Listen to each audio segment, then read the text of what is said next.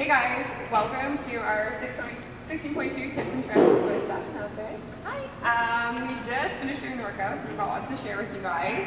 The first big takeaway for this workout is everyone's game plan is going to be very individual based on that person. So there isn't like an overall strategy that's going to work for everybody. Whether it's going to be based on where your weaknesses are. So if toes to bar are a game changer for you, that's where you're going to have to focus your energy. If the cleans are going to get super heavy for you, then you need to plan your time accordingly. So we're going to talk about that a little more in depth as we go. So one of the biggest things you really want to focus on is make sure that you are pacing. That is huge, okay? You're going to start your first set of toes to bar, and you're probably going to feel like you could do all 25 unbroken. Do not do that, okay? So a good rep scheme might be 8, 7, 6, and then 5 to where you hit 25, or sorry, 4, or sets of 5, okay? Know your personal capacity and break them up according to that. Now, once you get off your toes to bar, there's no transition from your toes to bar to your double unders. So as soon as you're done your last set of toes to bar, pick up that rope and start jumping. Use your double unders as a rest, and be very smart about how you're moving through the workout. Always stay one rep ahead of failure, and always stay one rep ahead of fatigue or exhaustion, okay? And your goal is to be moving through the workout at a steady pace. In that way, it's not that dissimilar from 16.1. You want to feel like you're always moving. This is more of like a 5K rather than a sprint. So if you go out way too hard at the beginning, you're really going to feel it. You're going to burn out later on, and you're not going to be able to sustain that pace in later rounds. For the toes to bars specifically, be smart with these. So like you saw if you watched the announcement video, the guys started with big efficient gymnastics kicks right from the beginning, right? So you want to be doing like an efficient toes to bar. They should be rhythmic and feel really nice and smooth.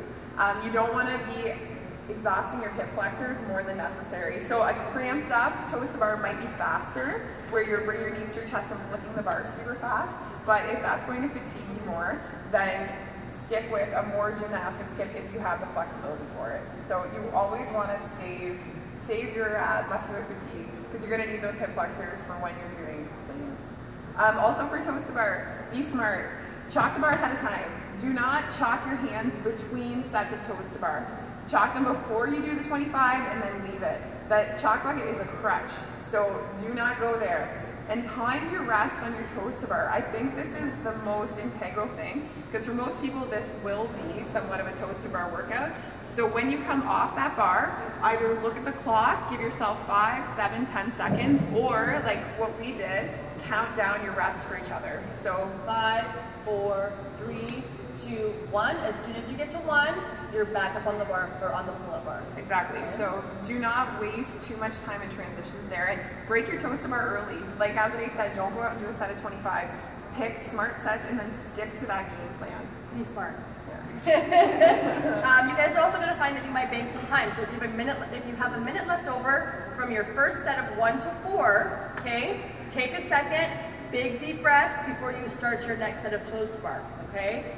Don't be in a rush as you're doing this workout. But don't wait until the 4-minute mark. Like keep going. Regroup, yeah. and then start your next movement. Double unders, guys, this is probably the most simple aspect of the whole entire workout. This is a really great chance for you to recover. Now, if you're the kind of person who is, maybe you struggle with double unders or you trip up a lot, make sure as soon as you trip, it's 3, 2, 1, right back on the rope, okay? Don't spend too much time resting on your dubs. They should all be unbroken. If you trip up, you're starting your next set right away, okay? Yeah. Don't intentionally break your double unders. When you hit fatigue, you will break, and that's fine. Just keep moving. One more thing I want to add for the dubs, you guys. It's really important that you stay relaxed in your grip on your dubs, loose shoulders, very loose body. Let your jumping do all the work, okay? For the cleans, for these, we recommend doing singles right from the beginning. You don't want to waste your grip bringing that bar down, right? You're going to need that for the toes to bar and the rest of your cleans. So hook grip every rep, drop it, and follow the bar down. Don't let it roll away. Don't go for a walk around the gym between reps. You're laughing, but it's real. So stay at your bar. Challenge yourself to stand there, follow the bar down. If you need to take a breath, do that, and pick a pace that you can maintain. You don't, just like the toes to bar, do not waste too much time resting here. You need to keep it controlled. 4 minutes is not a long time to get through these rounds. Same strategy on the cleans as the toes to bar. 5, 4, 3, 2, 1. You're on that bar pulling for your next sweat. Yeah. And if the weight on the cleans is quite challenging for you and you don't have a good squat clean, you can power clean and front squat it. So be smart. Or if everything goes out the window and you're really struggling, that is an option. Even if you do have a good squat clean, but you're failing reps. Perfect. Equipment. 2 things. You got a belt for this, or you have to decide what set of shoes you want to wear, okay? I would not suggest wearing Oli shoes unless you're just 100% dependent on them, okay? If it's gonna help you get through your lifting, then by all means, go ahead and do that. But I would suggest using nanos for this workout, light on your feet. You've got toes to bar and double unders, okay? Unless you're finding that the weight is heavier for you, then go ahead and use your Oli shoes for the workout, okay? Belt, it's kind of a time waster. So don't put that belt on until you get to about 145 or 175 or 90% of your max. So if your max is 165 and you're at the 145 mark, you're probably gonna wanna put your belt on to help you out a little bit, okay? And like biggest takeaway here, guys, is like keep your heart rate down. If you let your heart rate get too jacked up, everything is going to affect each other. So if you go too hard on your first set of cleans, it's going to affect your second set of toes to bar, right? Like if you feel like things are getting out of control, stand up straight, take a calm, deep breath, and then start moving again. You should never feel frantic in this. Just like 16.1, you want to keep your cool and maintain your pace through the entire thing. And like be strict with yourself. Like don't let yourself crouch down in that chalk bucket or just crouching down with your rope. Stand up tall, breathe, and get moving. You need to be pushing the level of being uncomfortable here. Stay ahead of failure. You don't want to fail a clean, you don't want to fail a toes to bar, but it's going to be uncomfortable and you need to be okay with that. Suggestion 2, find a buddy. Have a buddy who's holding you accountable, telling you when to go, telling you when to slow down, somebody who's keeping you calm, okay, and assess your strengths and weaknesses.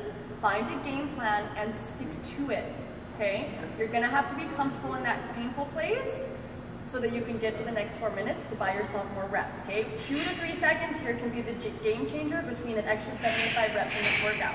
So be smart about your transitions, your time, and how much rest you're taking in this workout. Great, good luck guys. Good luck guys. Have fun.